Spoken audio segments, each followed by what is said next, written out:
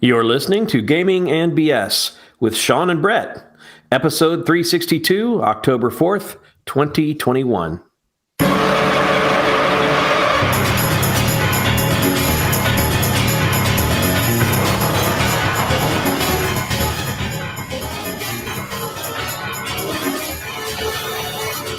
Welcome to Gaming and BS, a tabletop RPG podcast. I'm Sean. And I'm Brett. Welcome to the show, folks. Welcome back to everybody. Glad you all here.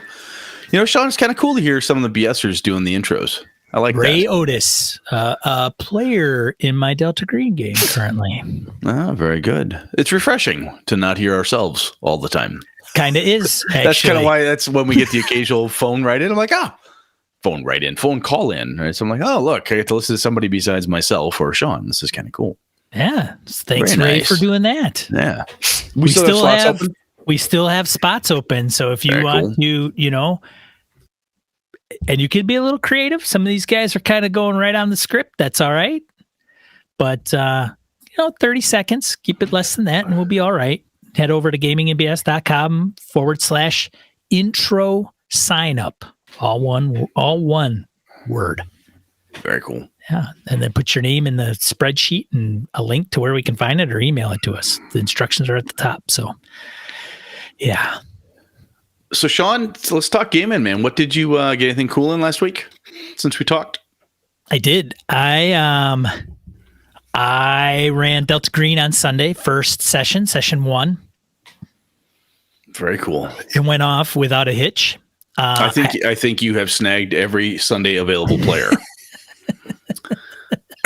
So, I gotta retool. Yeah. I do. I don't know what I had a backup plan, and I don't know if my backup plan's gonna work either. So, I might be fucked. I don't know. I gotta figure out how to make this work, man. Yeah, it's a tricksy. It is. As Edwin Nagy said on my post in the forums, scheduling is fun, or something along those lines. Yeah, it's like hitting your head on a brick wall. It's fun, and when you stop, I mean, it's really good. It feels great when you're done. So I won't say too much because, of course, that would defeat the purpose, or I would somehow taint. Correct. You might. Right. He may say, "Oh, Sean had an issue with that," so I'll, But I will say this: the players are getting their footing because they're when you run into players that don't know each other, it starts off a little slow, and then by second or third, fourth session, people are gelling and kind of understand, even understanding their own character. Right? Oh no, there's plenty to do, and depending who you are as a player, some people move faster into those places and some don't. Some are more tentative and some just, you have your own approach, right? No, and neither one is any better than the other. And the other component too is like, if it's a new rule system for folks, you don't want to, you don't want to be the person, how do I do this? How's that work? You want to have a concept sometimes of what needs to get done. And sometimes you end up asking the quote unquote silly rules question, and that can just take up time. But once people get into that stuff and figure each other out, it should cook along pretty well.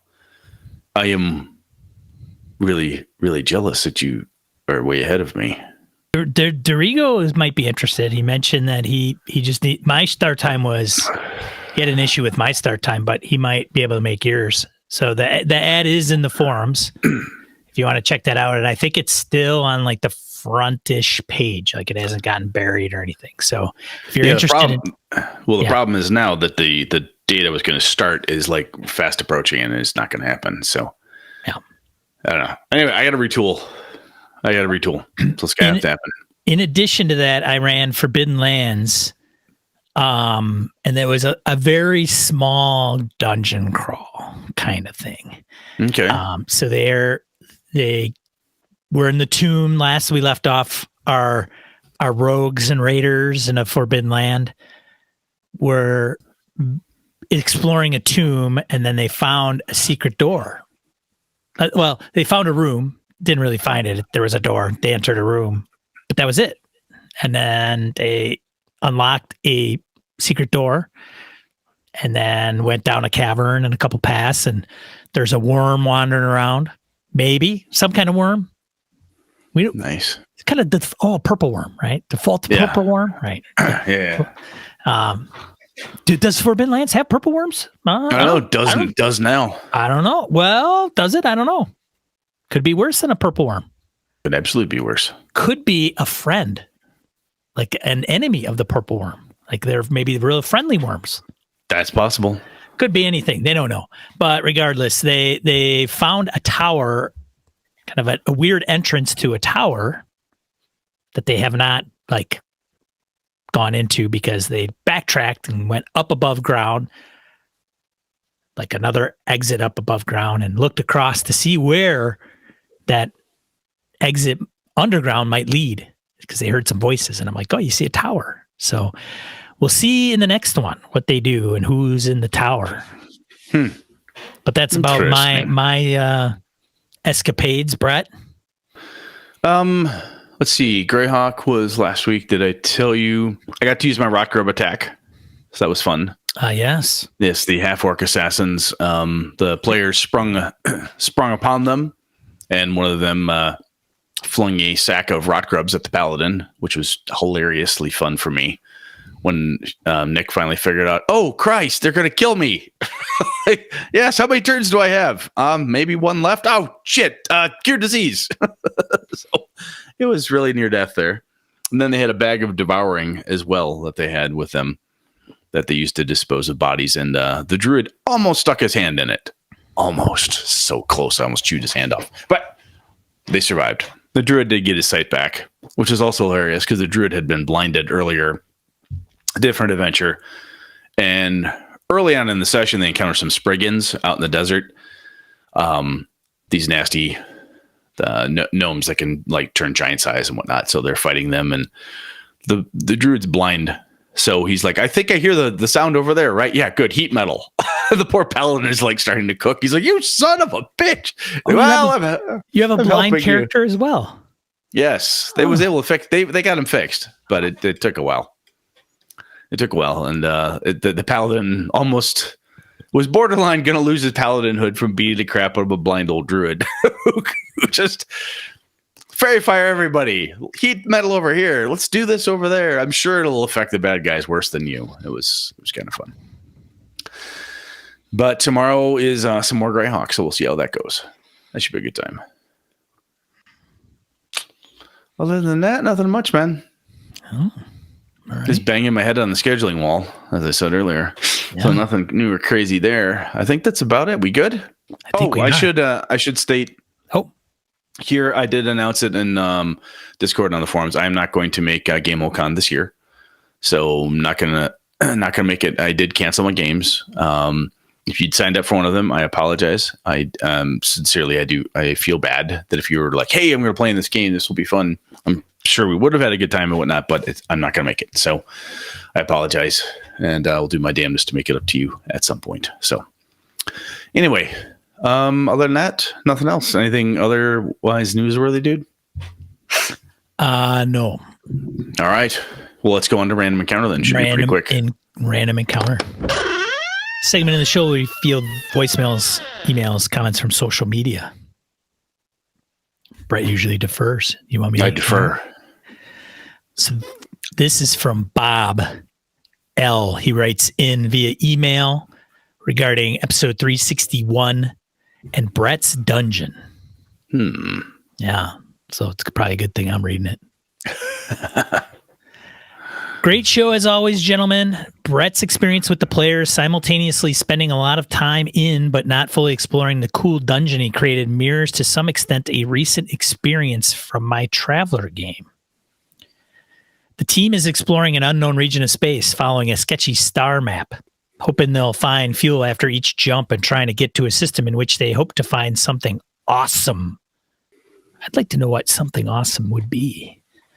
In the middle of this series of games, I came up with what I thought was a brilliant idea for a planet and a dangerous encounter. I couldn't wait to put it in there, so that's exactly what I did. Spent a lot of time writing up this particular planet and developing the idea. While there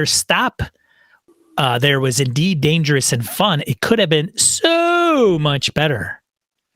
My mistake. Putting a hell of a lot of work into what amounted to a dangerous fuel stop. My players didn't know the difference and they had a good time as always, but I felt I'd wasted a brilliant idea and it is now used up. Gone. Well, sorta. I mean, they know about this particular planet and its inhabitant, and that knowledge could come in useful at some point. But really, this world should have been the main location and focus of a series of games. This is how Brett's dungeon sounded. Great dungeon, lots of work. In the end, just a spot to find a clue and move on. Lesson learned. Thanks for all the great podcasts and a great community of gamers. Thanks for writing in, man. I think, Bob, the whole concept of the end in mind, right, is like when I was putting the dungeon together, it sounds like what you're doing there is like, it is easy to become enamored with the piece of the project you're working on, right? When at the end of it, you're like, so what's it there for? Sean and I jokingly, when we're talking about, hey, we should do this or that with the podcast, what do you think? And I'm like, what's the point? What's the goal? Why are we doing this? And it's a cliche within the IT business space or just in corporate world.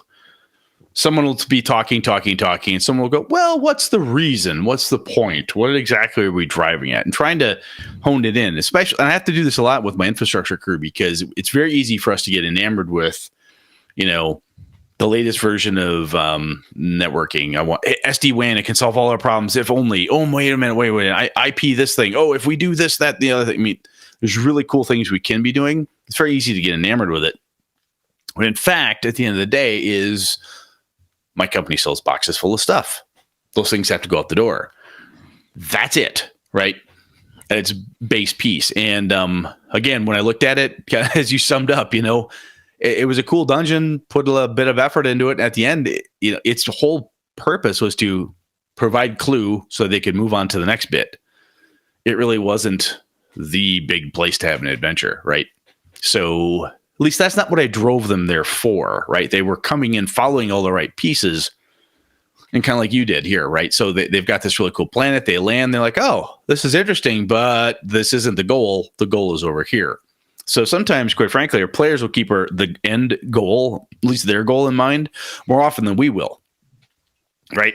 And we often bemoan the fact that people will turtle up, they won't make decisions, and sometimes they'll be goddamned if we could actually get them off the decision they've made. They're like, nope, we are going here. We are traveling across the wasteland. We will ride the horses till they're dead and eat them, and they will keep going, So yeah, I totally, what you're saying here makes absolute sense. I absolutely see the connection there.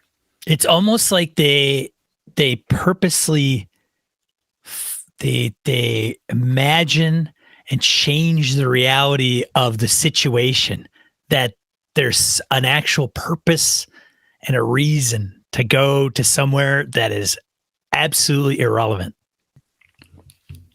Yeah. Like, it's got to be here. It's got whatever we're looking for. It's got to be here. This is the way we should go. Yep. It's got a proper noun.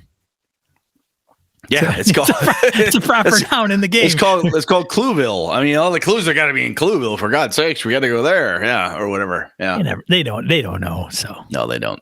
But it is interesting sometimes when what you ran into and what I ran into, I think is honestly, I think it is almost one of those pieces that perhaps, Sean, we could say makes for good players. Right, we talked about that a little bit. Is that you have a plan, you have goals or whatever, and it's not that you ignore all the GM shenanigans as he or she or they try to push you around and get you to bite all these different red herrings, but sticking with something and going for it, and heading in quote unquote the right direction or a direction of any kind is really actually quite damn nice for the game master. Because how many times have we all sat around trying to run a game and, well, we could go left, we could go back, maybe we should do this. Why are we here anyway? What are we doing again? And have the players say, I know why I'm here. I know exactly what we're supposed to do. And every man jack of them says, that's exactly what we're supposed to be doing. Done. It's goddamn lightning in a bottle right there if you can get it. So sometimes it's worth doing. Very cool. Thank you, Bob, for writing in. I appreciate it. That's nice. Yeah, thanks, Bob. All right, who we got next here? E. Armstrong from YouTube. Oh my God, we read a YouTube comment? Yeah, I think it's the second one, actually. Okay. I have rebuttal to the heist in 5e response. I understand that many people only play 5e because of the simplified rule system. And when they say, I want to play a heist in 5e, that they're not looking for, here's a system that does heist well. In my opinion, there are too many people who want 5e to do things it's not built to do. At a certain point, when you do contort 5e to a point where you can throw the rulebook out the window just because it doesn't matter anymore. I'm all for GMs making tweaks, but 5e is made for exploring ruins, fighting monsters, and maybe chatting up a noble or two. You can have a party of all rogues sneaking through corridors with a druid for pass without trace, but at that point, all the tension of the heist is gone. All of them roll 25 plus stealth. With a regular adventuring party, the fighter barbarian type who is built to fight will be thankful for the chance to fail a stealth check so they can get back to combat instead of a heist mode. Good point. In short, the way 5e builds characters, you're either so specialized that a heist mode is useless, or you aren't specialized at all and heist falls back down to a combat when things go wrong and someone fails a check. And that's without magic items to consider. I'm just saying that it requires such specific circumstances to work. I think E. Armstrong here has a solid point. We've talked about this before. Some people love tweaking the hell out of a game system. Hand up, Brett's one of those guys. Love doing that stuff. I like strong arming things, and for various reasons we've talked about before. But I can definitely see where if you do not enjoy tweaking stuff, if the people you're playing with do not enjoy playing with a, dare I say, tweaked out version of 5e or tweaked out version of First Ed or Star Frontiers or Shadowrun or Traveler, whatever it is you're messing with, if you can wreck the verisimilitude of the game, you can wreck everybody's feeling, right? If they're like, this just doesn't, it feels clunky, it feels wrong, it feels awkward. Everybody's got to be in on it, right?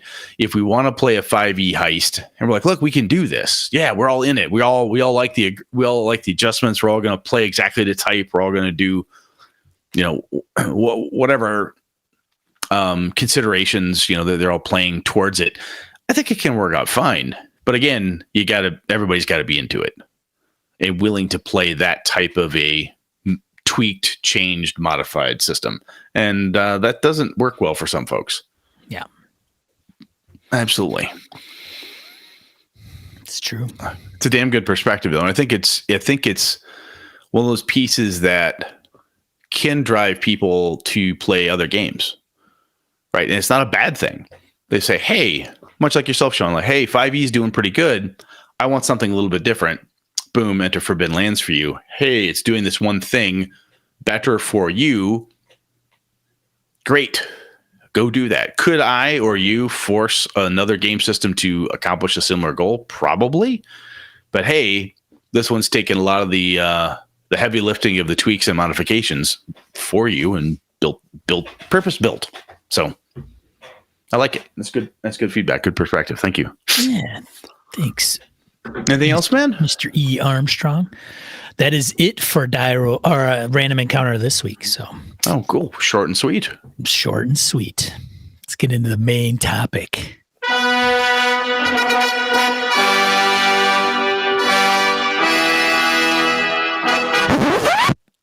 All right, Brett, what are we talking about this week? We're talking about the end. We're talking about the end, Sean. The end?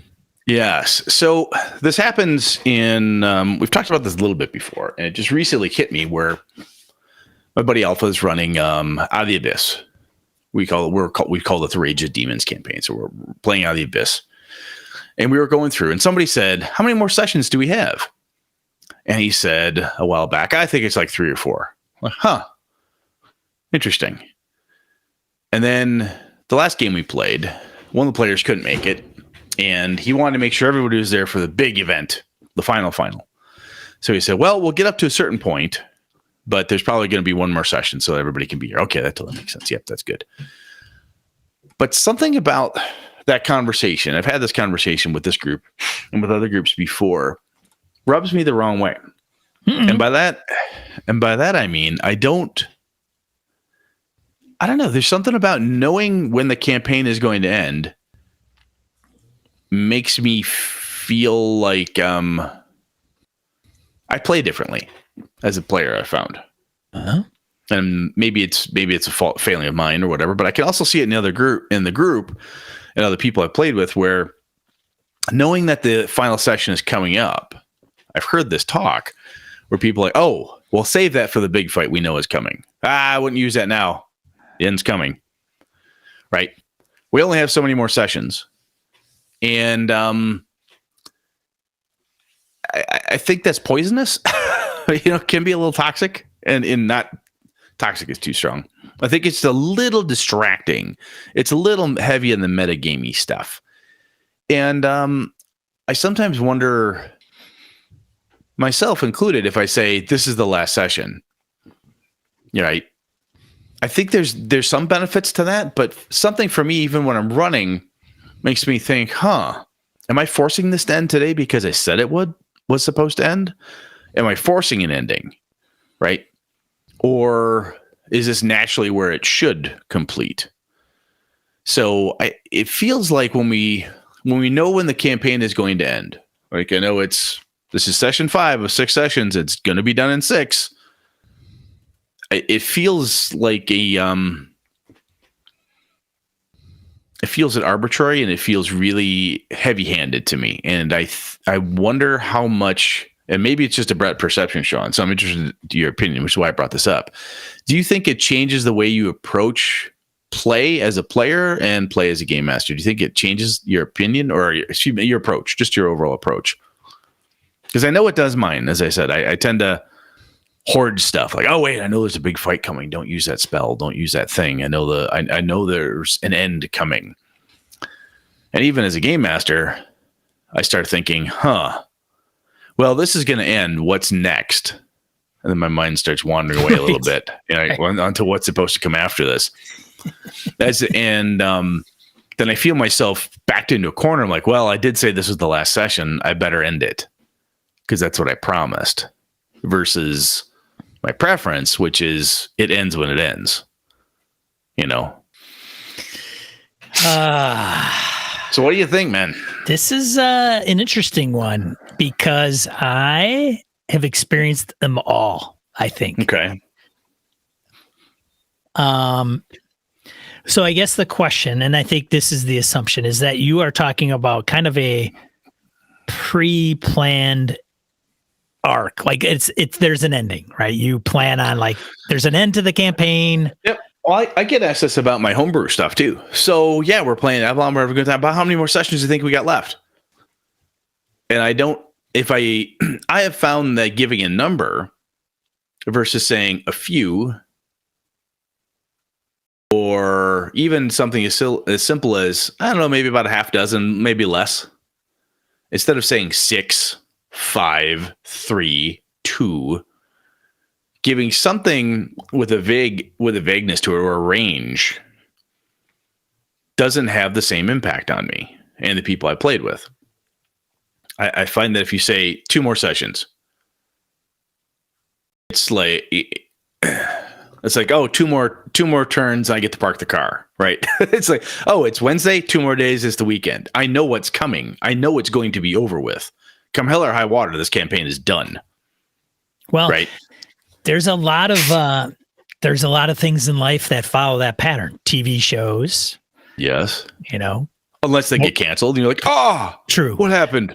Potential board games, season finales, books, novels. Yes. Mm-hmm. Yeah. Vacation, road trips. Yes. So, but this is a role playing game, though. This is a role playing game we're talking about today. Got it. Good to know. Just keep you on track. Right. And the reason I say that is because it's similar to a lot of those things, right? Yes. It's similar to these box timepieces, but it is different enough and interactive enough where if I'm reading a book, I'm like, well, I'm almost done. We'll see how this author wraps it up. I got that. Fair. We'll see what happens. Well, okay. This is not you as a player waiting to see how Brett wraps it up. I don't know. Keep going. I interrupted you. Fair, but interrupting you on that because do we get into RPG mode all the time when we're wrapping up a campaign, which is big boss battle? Everything's been leading up to this. It's got to end in a triumphant display of might from the players. and heavy action. It can. It We can. don't always. I know for a fact in the Out of the Abyss game, that's what's coming. Right. I can see it. It's going to be a big goddamn huckabuck. It's going to be just a throwdown, Right. And most, dare I say, not all, and specifically, like I think, with D&D, probably Delta Green, Call of Cthulhu, maybe not so much. Well, Call of Cthulhu, you could say, this is the rituals tomorrow night. We ended the session. Next session is the ritual, and we have to stop this, or this bad thing happens. I think we're done tomorrow. Next session. I think that might be it. Fair. And people ask you the same thing. Is this over? Is the Delta? How much longer before we're done with Massive Night Thotep? How much longer before, Dreams from Witch House is over? That's a good point. And I think what I'm getting at is how it ends, right? Because with Delta Green, it's pretty like, it could go out. Everybody likes to blow shit up in Delta Green, right? Oh, yeah. It could be a TPK. Yes. But it is a very, okay, so yeah, it ended and it's not really done. It's you know what it is? It's the Incredible Hulk series from the 80s with Bruce Banner walking down the frickin' highway. That's every Delta Green ending. Actually, I prefer the Delta Green endings that are more like The Thing, when there's two people left in the freezing snow staring at each other and wondering which one of them is the monster. That's awesome. Good one. That's a good one. Yeah. But I still have to think. I still thank you every time I watch that movie. I'm like, I'm so glad Sean gave me this. Yeah, good. But so what I'm saying though is that if you know an ending is coming, yes, I think I prefer my preference. Like if I use movies, I prefer when the movie's happening and things are going on, and I could feel the end is building up and so forth. But I'm not watching the clock. I'm not like pausing the movie. How much longer is this thing? How much longer is this thing? I'm not looking at that. I'm caught up in the action, waiting for, it ended. And then if it's a good Marvel movie, I'm waiting to get through the credits so I can see the fucking Easter egg, because it ain't over till I see the Easter egg, right? So I'm waiting. I'm caught up. I'm in the action. I want this thing to happen. And I don't want to be reminded. And this could just be a pure Brett problem. I don't like being reminded that it's going to end. And as a game master, for me, I like the ability to know right now, at this moment, I can feel the group, how we're playing. This is going to end on a downer. This whole campaign just, it lands and everybody goes, oh my God, we failed. Or, oh my God, we kind of won, but at what cost? Or whatever happens. Or it's a huge, wonderful, whatever it is. So I don't plan my endings, right? Per se, I don't plan like it will end in a big fight and they either win or die. I don't think of them that way. And maybe that's because I'm not running published adventures, and the published adventures, perhaps in the 5e realm, being the most recent ones I've read, it's kind of like you finish this thing, which is very much so in Ram of the Frost Maiden. You've got to go deal with the problem, and the problem is usually a big ass fight, right? But I guess, do you like it, Sean? If I'm running for you, do you want to know, hey, this game will run 5 sessions and we're done? So you've got like a little advent calendar, you click it to count it down. Well, I can say this, that I was in a campaign that was just never going to end. It just, there was no, So is the X-Files TV show. You're like, this has to get canceled. It will never fucking stop. Well, I was thinking more like MASH or something. Oh, yeah. Where it's just at the end of it, you're like, could you longer than the Korean War actually lasted. Yeah, could somebody just put a fork in this one because it's getting embarrassing? Yeah. So I hear what you're saying there, and that is a different problem. The campaigns that never end. But how do I know that, Brett? How do you know that? I don't know. How will I know if there is going to be an ending? Right? You say you don't plan your endings. You don't. So now having said that, you say you don't plan your endings, but how do you determine when it's going to end, I guess is the question. So when I'm setting up a campaign with a group, They know that it has a beginning and an end. Things have to end, otherwise that gives them meaning, I believe. Sure, I agree. You end it, it has meaning to it. That's a story that was told. Right. What they want is to be able to tell as complete a story as possible. They don't want to feel like an artificial 5 sessions in, click, we're done. They don't like that. And do they not like it? You don't know why? No, I know why. Is because if they do, then they're like, okay, well, let's just play a board game with a clock. Oh. Because if it's X number of turns, first one to 21, then whatever, Shadow of the Demon Lord has a set amount, but I don't know if I know people that have the same type of reaction.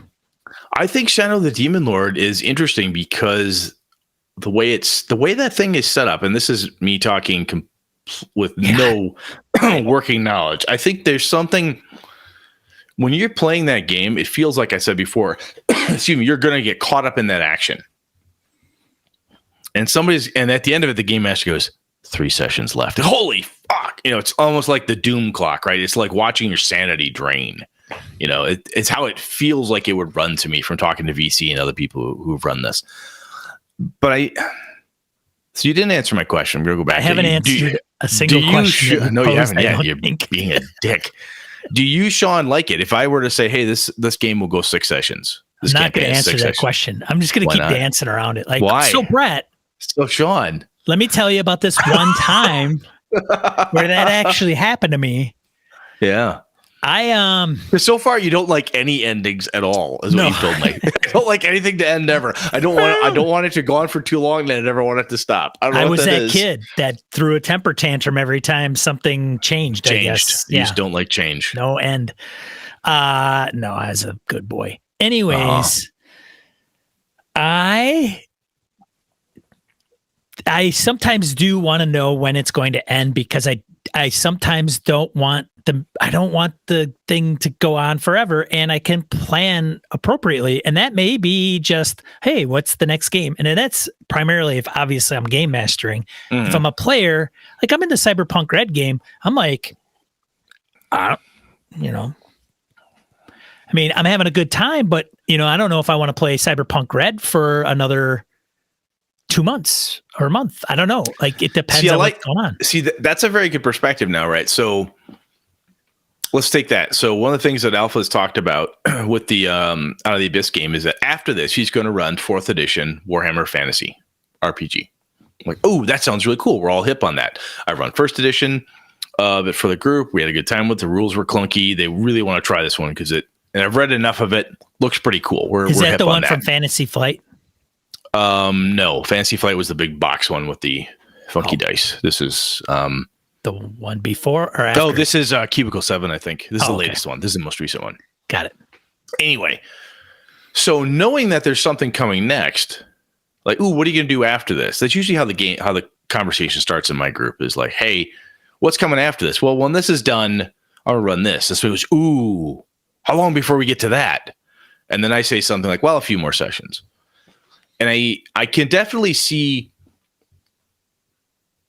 the days where I used to run, like, even when I ran Vampire for 15 years, right? The World of Darkness stuff, there were story chunks. There was a campaign. We may revisit a character or two, but it was different slices in time and so forth. Chapters or whatever you want to call it. But I've never played one campaign for 15 years. Right. I know some people, you can find somebody out there who has. They exist. Right. And I think what you're saying there, yeah, bravo, if you can do it. I think what you're saying is a really good reason to have an understanding of when it's going to end, even if it's a vague understanding, not even a number of sessions, right? Is because I don't want to be married to Cyberpunk Red because I don't want to let you all down as a gaming group. And I don't want to say, oh, we're going to play this for 5 years. I'm done. Right. It's kind of not knowing it could lead to awkwardness, perhaps. Right. So I totally get that. I think there's that's a good impact, right? Knowing that this is going to end. Yeah. I'm not having that much fun with it, but I like playing with these guys, and they say they're going to run white box or something else different. I'll try that. That's a good point. There was a discussion. I don't know, and I can't remember who specifically, but on our Discord, there were a couple individuals that were encountering my game group dropped the, hey, when is this over bomb? Or, hey, can we end this? Or, and it, and it's like, well, why? And then it was, how do I do it? Or then questions came up that, well, why do they want to end it? Like, what's the purpose? Is it because it's boring to them, or is it because they've played it for a longer time than they anticipated? Is it because they want to get to the end to do the big boss, or do they get a taste of the new shiny? Like, there's probably a lot of different motivations, and that spurred a bunch of conversation. And that question can be a kick in the knees, right? Yeah. Well, just the broaching of it. Right? So yeah, I was hoping we're not going to play Cyberpunk Red for much longer, are we? Right. Is a lot different than, hey, are we playing as a group? What do we want to do after this? Because that's cool and all, but what are we doing after this? I think it's like we said, like we talked about, like don't use 5e for X, or hey, I want to do X, and then somebody's a jackass and just tells you what system you're using, how wrong you are. I think there's a way to ask that question and not kick your game master in the kneecaps, or anybody else who's having fun playing it, right? Right. And I put that out there, and the experiences that did hit the Discord were the players bringing it up to the game master. Now, there are game masters that do the same. Yours truly, right? Curse Strahd. I'm done. I'm finished. I'm not running this. Yeah. And there were people that were like, I'm okay. I'm having an okay time. I'm having a great time. And I'm like, I'm done. But I'm not. I'm done. Yeah, I'm done. I'm like, I think it's a good, as long as it's not intentionally done to harm, right? Like, hey, this game fucking sucks and you're a bad person, wins this over, right? I mean, there's attitude things you can go with it, but I think I don't want to say this. It's a logical question. And I think, as I said, I don't mind my group asking. My answer is usually, I'm thinking a few more, maybe half dozen. I give a span like that. And part of that for me, one of the reasons I answer in that way is then I get a gauge from the group immediately. When I say that out loud, you can either see the eyes roll, right? Like, oh, another half dozen of this shit. You can see the eyes roll, right? Even if it were the heavy sigh.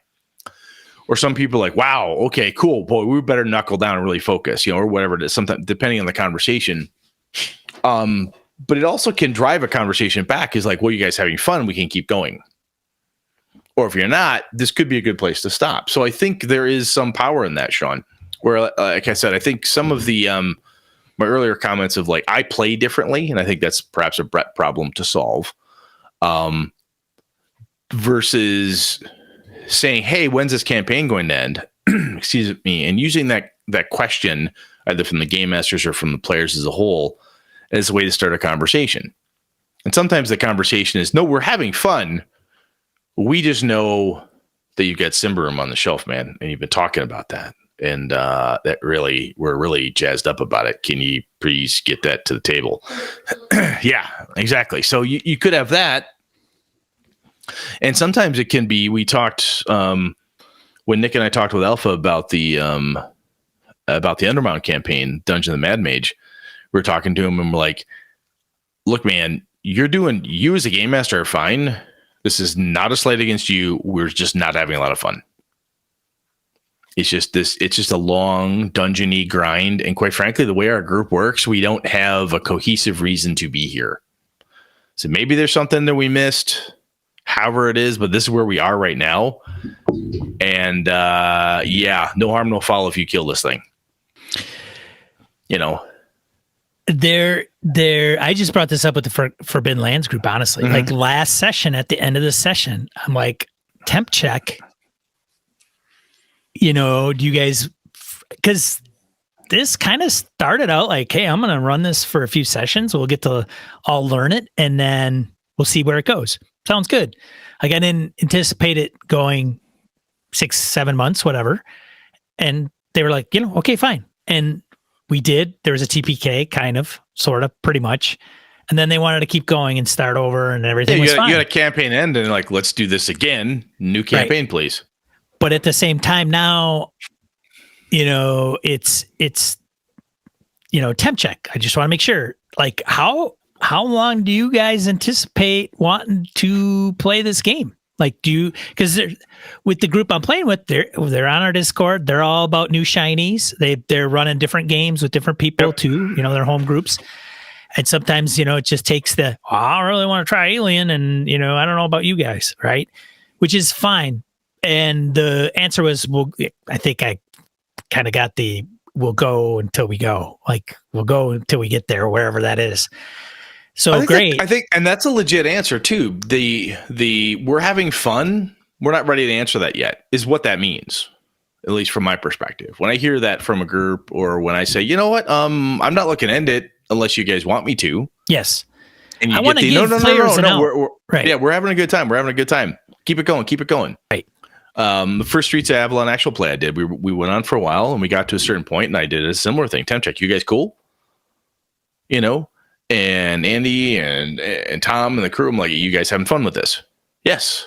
Okay, cool. Well, you ready? We can keep going. Sounds great. Let's keep rolling. But otherwise, yeah, I think it's that makes sense. That's a good thing. That's a good reason to do that. But I think have the conversation.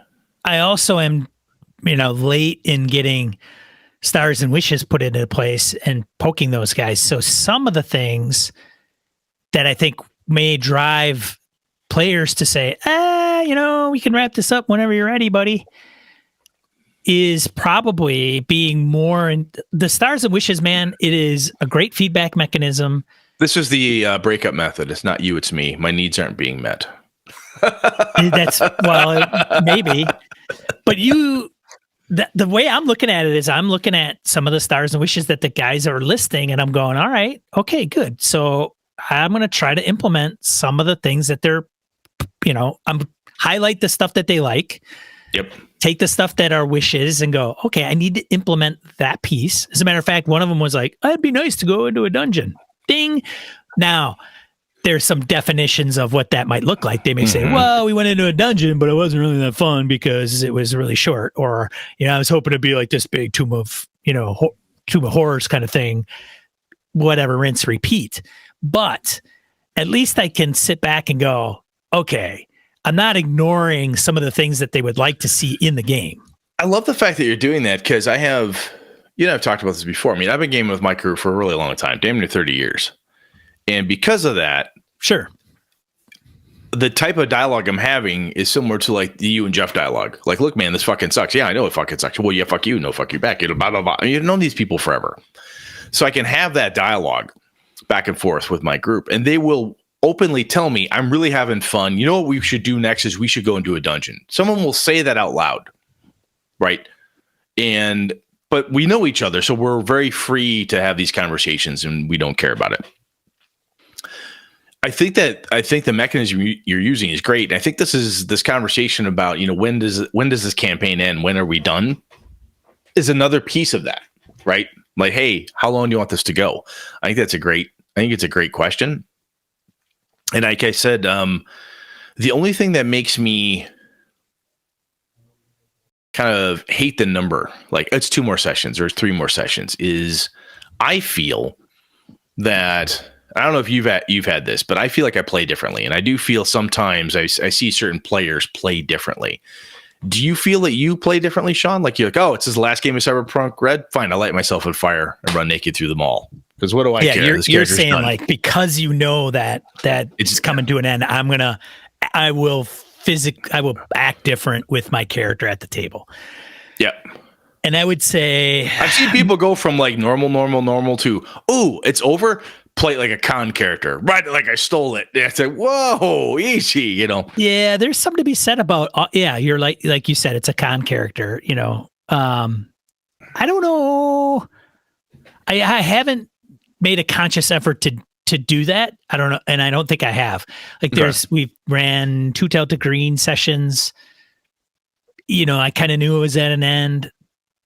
and we were going to do vignettes. So I knew that they were going to be relatively short. Jimmy and Ian were both, I think the next one's going to probably wrap things up.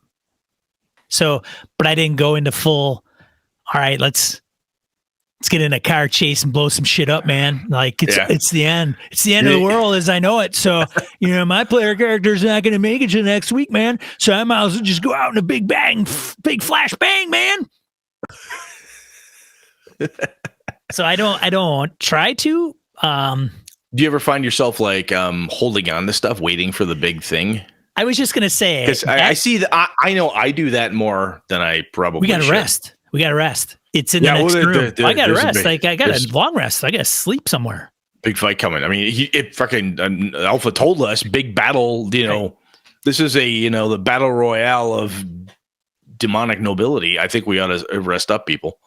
Yeah. There was a tweet that caught on fire. I don't know if I brought it up last, like it was a long time ago. I was like probably 2-3 months ago, but somebody had brought up some type of situation like that where it was the game. It was in, a session. Game master said, okay, you guys going to go into the next room. And everybody was like, or go to the next. And they knew that the big bad was going to be right around the corner. And the spellcaster was like, I'm out and I'm done. And I got to rest because I'm out of spells. I'm out of goods. Yeah. I'm out of goods. And so people were like, well, that's a shitty way to play, because they were adamant about like, no, I'm resting and I have to do it because I have nothing else to do. And I don't want to sit for 3 hours while you guys try to fight the big bad. So I think so what that makes me think of is the play style of the group, right? If the play style of the group is like small fight, small fight, small fight, small fight, big fight, right? If that's how it goes, I totally get that, right? If this is a very tactical crunch, combat, I absolutely get that. And D&D gets knocked for that a lot. People say that D&D has so many formulas. It's so crazy. Tons. Well, even in Call of Cthulhu, that's true. You can get people like, well, I don't read that because I'm really down. We've got how many sessions left? And I'm down to 15 sand. You know what? I'm not reading that book. The character's read everything until now. He's the only person. You know what? I'm going to read that just before we need it. Right. Because you end up metagaming that. So like, I won't lick this idol. You've licked every other idol we found. Not now. Not today. No, it's not good. Not good. I'm looking at my sheet. Bad idea. Yeah. Or people suddenly, well, my character's drive must explore the unexplained and know that which man was not meant to, but I have a headache, so I can't. I get really drunk, so I can't do any of that. Or, the joys of gaming and role-playing games. Yeah. So I think there's an interesting piece to this, and this might be the larger or the hidden point that I didn't even realize was in here, was the game component of role-playing game. Is that when there is a game can have winners and losers as is usual, but that means that there's features, there's functions, there's things you can do to mechanically optimize play for like a fight, make sure that your character is around long enough to get to help stop the great old one or help fight the vampire or help do the thing. Right. So I think there's some logic in that. And the other component that this is to my earlier statement of maybe just shit Brett's got to get over is there anything wrong with that? No, not really. If you know that there's one more session left or two more sessions and you note yourself and the rest of the players get a little extra conservative, blah, blah, blah. Where's the harm? Right? You don't get it. Sorry, too conservative. Red card. You're out. I mean, it doesn't happen. Right? You're still driving the plot forward. You're still going forward. You're not telling the game master, fuck off, I'm not doing anything, Right. Yeah, I don't run into that too much, I don't think. I don't have too many players that put the brakes on and I'm out, So I think it is interesting that depending how when is this going to end conversation happens, it can either be a friendly conversation, like, hey, we're having a good time, but we want to know what's next because we know you've got some other cool ideas, or hey, you talked about running a Dark Ages Vampire game, Brett. Oh, you mentioned another World of Darkness game. We're pretty hip on that. If this is what's next, that'll be cool. Having fun here, but I'm looking forward to what's next too. That could be great teaser time, right? People are really grooving on what you got coming. It can also be the opportunity for people to say, I am bored. I don't want to play this anymore. Can we wrap this up? It's outstated. It's welcome. And honestly, the other piece too is depending what people have from a time commitment. And this is kind of the idea of the BS experiment, right? Is like, this is your limited time commitment to go get this thing done. And depending who you are, Sean, we're not in high school anymore. I don't have unlimited free time where I could just say, hey, we're going to play this campaign all summer, which means like every Friday. Pretty soon. I'm closer to that than I was 10 years ago. That's true. Retirement may possibly happen. But knowing what the time commitment is can be pretty helpful because somebody could be like, look, if this is going to end, this is cool because my family and I are taking a 2-week vacation. And hey, I'm not going to miss any sessions now. Rock on, because the campaign ended before I left. Or whatever the case is. People have got shit going on. So is this thing going to end before Christmas? If not, the month of December shot. Right. That was also brought up in the Forbidden Lands game at the end because we were talking about going on, and then we were talking about hitting the holiday season, and everybody that's run any longer term games, knows that if you can survive the holiday season, your campaign will continue. Your game will probably pick up in January, but that's the test, right? Like, Yeah. can we get through this? It's like, having that girlfriend or boyfriend, and it's like, it's the holidays. We're going to be separated. You're going overseas for like 3 months. Is our relationship going to last? It's like the holidays with a role-playing game. Yeah, it is. So I think at the tail end here, man, we don't have to beat this anymore, but I think the concept of knowing the end is near, I think it can change how some players play. It's not necessarily for the worst. That's okay. And I think it's one of those pieces that, like I said, I just need to go, hey, you know what? It changes a little bit. Who cares? It's not that big a deal. It's not derailing the campaign or anything. That's fine. And knowing when certain things are going to end, even if it's the Brett's vague idea of, well, about another half dozen, or I'm thinking 3, maybe 4, a few sessions, that gives you a concept of, okay, this is how much more is coming. And the other thing that can do, I think, can make sure people show up, quite frankly, too. I've seen that happen. If I'm honest, where we say, hey, only a couple more sessions left. Really? When are they? And suddenly people really fucking pay attention to their calendars because they don't want to miss. They don't want to miss the big ending. They don't want to not be there when the cool thing happened.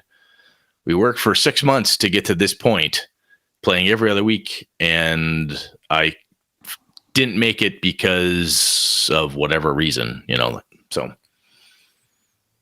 anyway, just kind of, I'm curious what other folks think. I mean, does knowing when a campaign is going to end, does that change your opinion of a campaign? Do you want to know? And if so, like I said, does it change your style of play? How have you seen it impact you or your groups? Let us know what you think about that, because I'm definitely curious as to how that impacts other people. Cool, man. Yeah. Let us know right in or put it down in the comments below for sure. Yeah. All right. Let's get into die roll. Let's do it. Die roll 2 to 4 miscellaneous points of gaming and geekery we want to share with you. First one this week. I only got a couple. A little late week. It's all right. Keep it brief. Simple. Chaosium acquires the Dole's House online resource for Call of Cthulhu. So the Dole's House was a third-party, independent, individual person who put like a tool online. It's a web app, and Chaosium bought them. And now, whoever, I forgot who it's Lee Carnell started in 2016, and as part of the acquisition, Lee's joined Chaosium as an in-house software developer. So that's kind of cool. Yeah, they did not buy and fire; they bought and consumed. Yeah, that's kind of neat. Yeah, that is pretty neat. And I'm not running a ton of Call of Cthulhu, but if I do, that app's going to probably come in handy, I'm guessing. Have you ever used it, Brett? I have not. I did not even know it existed. That's pretty There cool. you go, Call of Cthulhu fans. There's so much cool shit out there, man. That's just so cool. much. There's so much. That's really neat. For sure. And the last one, Eric Svalsvedel had put this in our Discord. It is Tales from the Red Dragon Inn. Have you seen this, Brett? I think I saw when Salzwedel put that out there. Yeah. It's so Red Dragon Inn. It's just kind of an expansion type of thing. So I didn't know what it was because he's like, kind of looks neat.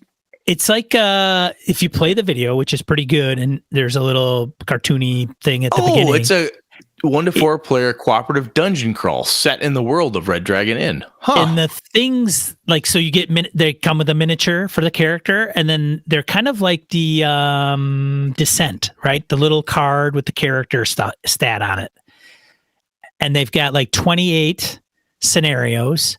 Interesting. So there's probably a little Descent mixed with Gloomhaven, whatever kind of rule set they're using. But yeah, might be a very good product for anybody, but it could also be a very good product for those that, you want to try to get into RPGs. Well, I'll tell you, speaking of, games with an ending, this is the type of thing that's kind of quasi RPG-ish, as you just said. Well, I want to start it. I want to try it. This type of thing looks cool, and it has a start and an ending. We're going to play this to here type of thing, which could totally get people captured in the fact. And then like, ooh, can we do this more? Well, we can get a little more open-ended if we play regular Dungeon World or what have you. So interesting. Huh. Nice little expansion there. Yeah, you have to check that out. Links in the chat and down below. We'll put those. But that's all I have for this week, Brett. Sweet, man. And next week, we're gonna take the week off. Brett is giving me the night off next week. I'm giving him the night off, and Brett will be taking the night off. So we're not going to I shall as well. We're not going to record next week. Yes. Yeah. So I'm on vacation, and I will want to be on vacation. I assume you will. You won't have to look at me and fix my audio. So that'll make you happy. People will have an opportunity to catch up on all the audio shows, right? Yeah, I'm probably 1-2 behind, right? Hey, don't worry about it. We're not going to release one. We'll wait for you.